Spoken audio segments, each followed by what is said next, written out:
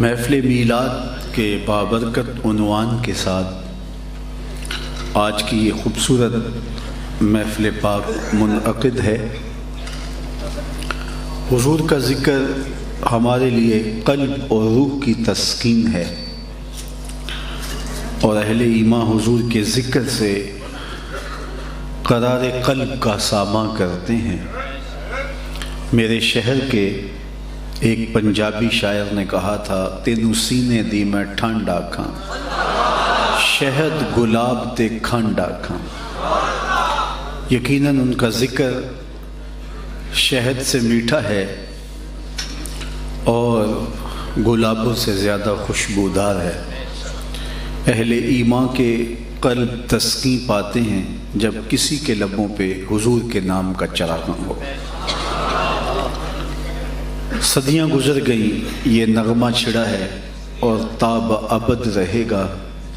اتنا تذکرہ ہم نے کسی کا ہوتے نہیں دیکھا جتنا میرے حضور کا ہو رہا ہے۔ میرے امام نے کہا تھا، کان جدھر لگاؤ تیری ہی داستان ہے۔ گھر گھر انہی کی باتیں ہیں، ہر لب پہ انہی کی نعتیں ہیں۔ ربیع الاول بیت گیا، ربیع الثانی بھی رخصت ہوا، جمادی الاولیٰ بھی دامن سمیٹ رہا ہے، لیکن حضور کی یادوں کی لو مدہم نہیں ہوئی۔ صدیوں قبل حضور اس دنیا پر جلوہ گر ہوئے تھے، لیکن ماحول کی شگفتگیاں بتاتی ہیں جیسے کوئی کل ہی گزر کے گیا ہو۔ زمین سے آسماں تک، آسماں سے لامکاں تک ہے، کہاں کھولے تھے گیسو یار نے، خوشبو کہاں تک ہے۔ اتنا تذکرہ نہ کسی کا ہوتے دیکھا، اور نہ ہی اتنی مدحت اور عقیدت کے پھول کسی کے لیے آج تک کسی نے پیش کیے۔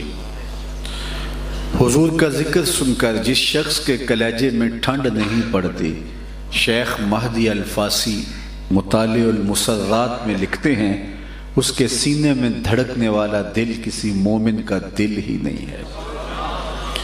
یہ کیسے ہو سکتا ہے کہ ان کا ذکر ہو اور قلوب تسکین نہ پائیں؟ یہ انور مسعود صاحب ہیں تو مزاحیہ شاعر، لیکن نعت لکھنے پہ آئے تو قلم توڑ دیا۔ ان کا نام لبوں پر آئے، میٹھا میٹھا منہ ہو جائے۔ ان کے بول بہاروں جیسے اور اصحاب ستاروں جیسے، ان سا پیارا اور نہ کوئی، ان سے بچھڑ کے لکڑی روئی، جب وہ سیر کو جایا کرتے سر پہ بادل سایا کرتے۔ جہاں تک حضور کے ذکر کا تعلق ہے اور میلاد کا خوبصورت عنوان ہے، تو یہ مختصر نشست کیا ساری زندگی بھی گفتگو کے لیے میسر ہو، پھر بھی ان نعمتوں کا حق، شکر کا حق ادا نہیں ہو سکتا جو حضور کے صدقے سے ہمیں نصیب ہوئی ہیں۔ میں تو کہا کرتا ہوں، ہمارے بدن پہ اتنے بال نہیں ہیں جتنے رسول اللہ کے احسانات ہیں۔ ہمارا ایک ایک عضو اور ایک ایک بال قرض رسالت میں جکڑا ہوا ہے۔ خدا شناسی تو دور کی بات ہے، ہم خود شناس بھی نہ ہوتے اگر حضور نہ آتے۔ ہمیں اپنے آپ سے آگہی نصیب نہ ہوتی اگر حضور نہ آتے۔ شعور ذات میسر نہ ہوتا، ہمیں خودی کا تعقل نصیب نہ ہوتا اگر وہ جلوہ گر نہ ہوتے۔ مجھے بتاؤ، انسان اشرف المخلوقات ہونے کے باوجود درختوں کو، حشرات الارض کو، چوپایوں کو، اجرام فلکیہ کو اپنا معبود نہیں سمجھتا تھا؟ اس کی پیشانی کے تقدس نے کہاں کہاں پامالی نہیں کی۔ پتھر کے اصنام اور مٹی کے مادوں کے آگے یہ ماتھا ٹیکتا رہا ہے۔ جلتی آگ، چلتا پانی اور بہتی ندیاں اس کی معبود رہی ہیں۔ درختوں کو، اجرام فلکیہ کو، حشرات الارض کو، چوپایوں کو اس نے اپنا معبود سمجھا ہے۔ انسان کی تاریخ تو اتنی شرمناک ہے، یہ مچھلی پکڑنے کے لیے کانٹے کے ساتھ جو کیچوا لگایا جاتا ہے، کسی زمانے میں یہ بھی انسان کا معبود رہا ہے۔ سانپوں اور بچھوؤں کی اس نے پرستش کی ہے، اس کی پیشانی کا تقدس کہاں کہاں پامال نہیں ہوا۔ یہ تو میرے حضور آئے جنہوں نے آ کے بتایا میاں یہ تیرے معبود نہیں ہیں، تیری دہلیز کے نوکر ہیں۔ هو الذی خلق لکم ما فی الارض جمیعا، یہ درخت تیرے معبود نہیں ہیں، یہ تیرے ذوق نظارہ کی تسکین کے لیے، تجھے چھاؤں اور آکسیجن فراہم کرنے کے لیے، تجھے پھل دینے کے لیے، تجھے ایندھن فراہم کرنے کے لیے پیدا کیے گئے۔ یہ چاند تیری سواری کے لیے، تیری بار برداری کے لیے، تجھے دودھ اور گوشت کی ضروریات بہم پہنچانے کے لیے پیدا کیے۔ یہ معبود نہیں ہے، یہ تیری خدمت کے لیے، نوکری کے لیے پیدا کیے گئے۔ نہیں تو دیکھ چاند کو پوچھتا ہے، یہ دیکھ انگلی اٹھتی ہے اور وہ ٹکڑے ہو کے قدموں میں آتا ہے۔ سورج کو پوچھتا ہے، یہ دیکھ اشارہ ہوتا ہے اور وہ بھاگتا ہوا عصر کے وقت پہ آتا ہے۔ درختوں کو پوچھتا ہے، یہ دیکھ میں نہیں تو جا کے انہیں کہہ دے تمہیں اللہ کا رسول بلا رہا ہے۔ درخت قدموں میں سلامی دینے آئے کہ نہ آئے۔ پتھروں کو پوچھتا ہے، دیکھ مٹھی ابو جہل کی ہے، پتھر کلمے محمد عربی کے پڑھ۔ اب انسان کی آنکھ کھلی کہ میں کون ہوں، اب اسے سمجھ آئی کہ میں کون ہوں۔ خود سے ملاقات تب ہوئی جب حضور کی دہلیز ملی۔ اب اسے سمجھ آئی پرے ہے چرخ نیلی فام سے منزل مسلمان کی، ستارے جس کی گرد راہوں وہ کارواں تو ہے۔ جو ستاروں کو پوچھتا تھا اب اسے سمجھ آئی یہ تو گرد راہ ہیں۔ اب اسے سمجھ آئی ستاروں سے آگے جہاں اور بھی ہیں، پرے ہے چرخ نیلی فام سے منزل مسلمان۔ اب اسے سمجھ آئی کانپتا ہے دل تیرا اندیشہ طوفان سے کیا، ناخدا تو بحر تو کشتی بھی تو ساحل بھی تو، دیکھ آ کر کوچائے جا کے گرے بامیں کبھی، کیس تو لیلا بھی تو صحرا بھی تو محمل بھی تو، وائے ناکامی کہ تو محتاج ساکی ہو گیا، میں بھی تو مینا بھی تو مستی بھی تو حاصل بھی تو، آہ کس کی جستجو آوارہ رکھتی ہے تجھے، راہ تو رہرو بھی تو رہبر بھی تو منزل بھی تو، بے خبر تو جوہر آئینہ ایام ہے، تو زمانے میں خدا کا آخری پیغام۔ تو حضرت انسان کو اب سمجھ آئی کہ میں کون ہوں۔ اس کی خود سے ملاقات ہی تب ہوئی جب حضور کا در نصیب، حضور کی چوکھٹ نصیب ہوئی۔ اب اس کا لہجہ بدل گیا۔ وہ جو درختوں کو پوچھتا تھا، جو چلتی ہواؤں کو، بہتے پانیوں کو اور جلتی آگ کو اپنا معبود خیال کرتا تھا، جو حشرات الارض کو اپنا معبود سمجھتا تھا، جو سورج چاند ستاروں کے آگے ماتھا ٹیکتا تھا، جو پتھر کی مورتیوں اور مٹی کے مادوں کو اپنا خدا سمجھتا تھا، آج اس کا لہجہ تبدیل ہو گیا۔ جب خود سے ملاقات ہوئی تو اب وہ کہتا ہے فرشتہ کہنے سے میری توقیر گھٹتی ہے، فرشتہ کہنے سے میری توقیر گھٹتی ہے، میں مسجود ملائک ہوں، مجھے انسان رہنے دو۔ اب اسے سمجھ آئی کہ میں کون ہوں، اور یہ روشنی ملی کہاں سے، یہ اجالا آیا کہاں سے۔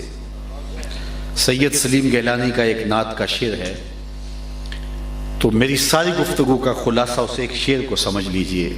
نہ خرد کی روشنی تھی نہ جنوں کی آگہی تھی، نہ خرد کی روشنی تھی نہ جنوں کی آگہی تھی، تیری رہبری سے پہلے یہ جہاں جہاں نہیں تھا، تیری رہبری سے پہلے یہ جہاں جہاں نہیں تھا، تیرے آستان سے پہلے کوئی آستان نہیں تھا، میں وہ زمین تھی جس کا کوئی آسمان نہیں تھا۔ تو زندگی کا سارا جمال، زندگی کا سارا حسن حضرت انسان کو ملا ہے تو حضور کی تحریر سے ملا ہے۔ اگر حضور جلوہ گر نہ ہوتے تو انسانیت کا بھٹکا ہوا قافلہ آج کہاں ہوتا؟ مجھے بتائیے، جو اپنے ہاتھوں سے اپنی ہی بیٹیاں زندہ درگور کر دیتے تھے، اگر ان کا راستہ نہ روکا گیا ہوتا اور ان کے سینے میں بیٹی کا پیار نہ ڈالا گیا ہوتا، اور میرے حضور نے سیدہ فاطمہ کو اپنی مسجد پہ نہ بٹھایا ہوتا، اور جب بیٹیوں کو زندہ درگور کر کے لوگ فخر کر رہے ہوتے تھے تو میرے حضور نے یہ نہ فرمایا ہوتا سن لو میری بیٹی میرے جگر کا ٹکڑا ہے۔ اگر میرے حضور نے یہ نہ فرمایا ہوتا تو مجھے بتائیے کہ بیٹیوں کو زندہ درگور کرنے والے بھٹکے ہوئے انسان آج کہاں ہوتے؟ یہ راستہ روکا کس نے؟ بیٹی کو عزت کس نے دی؟ میں مارکیٹ سے گزر رہا تھا تو میں نے ایک بوڑھے شخص کو دیکھا کہ اس نے اپنے کمر پہ بوریاں لادی تھیں، تو میں نے اس کو روک کے کہا تم اتنے بوڑھے ہو گئے ہو، کام چھوڑ کیوں نہیں دیتے؟ تو تو اس کی آنکھوں میں آنسو سے تیر آئے، اور آج تک اس کا لہجہ مجھے یاد ہے۔ اس نے شہادت والی انگلی یوں کھڑی کر کے کہا، حضرت میری ایک بیٹی رہتی ہے جس کی میں نے ابھی شادی کرنی۔ تو میں سوچ میں پڑ گیا، یہ باپ تو زندہ درگور کرتا تھا، آج یہ جھکی ہوئی کمر پہ بوریاں لاد کے مزدوری کر رہا ہے کہ میں نے بیٹی کے ہاتھ پیلے کرنے ہیں۔ یہ بھائی تو کاٹ دیتا تھا کہ کل کوئی میرا بہنوئی نہ ہو، اور آج یہ پردیس میں وقت کاٹ رہا ہے، جوانی گزار رہا ہے کہ میں نے بہنوں کے ہاتھ پیلے کرنے ہیں۔ یہ فیکٹری میں اوور ٹائم لگا رہا ہے کہ میں نے بہنوں کے ہاتھ پیلے کرنے ہیں۔ بھائی کے سینے میں بہن کا پیار کس نے ڈالا؟ بیٹی کی محبت باپ کے کلیجے میں کس نے رکھی؟ جواب آیا، میلاد والے رسول نے۔ اور اگر وہ جلوہ گر نہ ہوتے تو آج بھی بیٹیاں زندہ درگور ہو رہی ہوتی۔ نہ خرد کی روشنی تھی، نہ جنوں کی آگہی تھی، تیری راہبری سے پہلے یہ جہاں جہاں نہیں تھا۔ تو زندگی کو جتنا بھی جمال ملا ہے، زندگی کو جتنا بھی حسن ملا ہے، خودی کا تعقل ملا ہے۔ خدا شناسی تو بہت بڑی دولت ہے، خود شناسی کی جو دولت ملی ہے وہ اسی دہلیز سے ملی ہے، اسی در سے نصیب ہوئی ہے، اسی چوکھٹ سے یہ خیرات ملی ہے۔ تو میلاد اس نعمت کا شکرانہ ہے جو حضور کی صورت میں ہمیں نصیب ہوا ہے۔ اگر حضور جلوہ گر نہ ہوتے تو مجھے بتائیے، جو غلاموں کے ساتھ سلوک ہو رہا تھا اور جس جبر کا وہ شکار تھے غلام، پورے افریقہ سے جہازوں کے جہاز بھر کر کے لائے جاتے اور دنیا کی منڈیوں میں فروخت کیا جاتا ان غلاموں کا۔ میں نے زنزیبار میں وہ جگہ بھی دیکھی جہاں غلاموں کو جکڑا جاتا تھا اور وہاں باندھ دیا جاتا تھا، وہاں سے پھر پوری دنیا میں غلام سپلائی کیے جاتے۔ یہ منڈی مویشیاں میں آپ کبھی جائیں تو آپ کو دیکھنے کو ملے گا جانوروں کے منہ کھول کھول کے، ان کے دانت گن کے اس کا اندازہ کیا جاتا ہے اس کی عمر کتنی ہے، اور پھر ان کا مول ڈالا جاتا ہے۔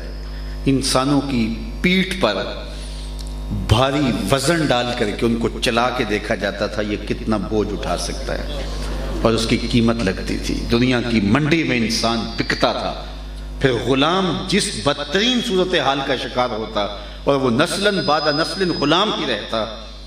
وہ اتنی دردناک کہانی، اقبال نے کہا تھا، غلامی کیا ہے ذوق حسن و زیبائی سے محرومی۔ کوئی حق نہیں ہے غلام کا۔ غلامی کیا ہے ذوق حسن و زیبائی سے محرومی، جسے زیبا کہیں آزاد بندے ہے وہی زیبا۔ بھروسہ کر نہیں سکتے غلاموں کی بصیرت پر کہ دنیا میں فقط مردان حر کی آنکھ ہے بینا۔ غلام کی کوئی رائے نہیں، غلام کی کوئی بات نہیں۔ غلام آقا کا جوتا دھوپ سے اٹھا کے چھاؤں میں رکھے تو آقا اس پر بھی کوڑے مارے کہ تو نے میرا جوتا میرے اذن کے بغیر چھوا کیوں؟ تیری یہ اوقات کب ہوئی تھی کہ میرے جوتے کو میرے پوچھے بغیر چھو لے؟ جو غلام آقا کا جوتا بھی دھوپ سے اٹھا کر چھاؤں میں رکھنے میں اذن کا محتاج ہو، اور اگر وہ خود یہ کر لے تو آقا اس پہ بھی کوڑے مارنا چاہے تو اس کو حق حاصل تھا۔ مجھے بتائیے اس کا کیا حق تھا اس غلام کا؟ لیکن جو غلام آقا کے جوتے بھی نہ چھو سکے، اس غلام کی کہانی میں آپ کو سناتا ہوں۔ جب حضور معراج سے واپس پلٹے، بلال حبشی کو بلایا، کہا تو کون سا نیک عمل کرتا ہے؟ میں نے جنت میں تیرے قدموں کی آہٹ سنی۔ کیا خیال ہے سے ایک جملے نے دور غلامی کی ساری تھکن اتار نہیں دی ہوگی؟ اور بلال فرش اٹھ کے فراز عرش پہ نہیں پہنچ گیا ہوگا؟ جو آقا کا جوتا بھی اذن کے بغیر چھو نہ سکے، اس کو دو جہاں کا سردار کہہ رہا ہے میں تیرے قدموں کی آہٹ کو جنت میں سنتا رہا۔ اللہ اکبر۔ آپ نے یہ بارہا علماء سے سنا کہ جب حضور جلوہ گر ہوئے تو ابو لہب کی لونڈی سویبہ نے اس کو کہا کہ تیرے مرحوم بھائی کے گھر بیٹا پیدا ہوا، یہ خوشخبری دی۔ تو اس نے خوشی سے کہا جا تو آزاد ہے، انگلی سے اشارہ کیا، پھر اس کا فائدہ بھی اس کو پہنچا۔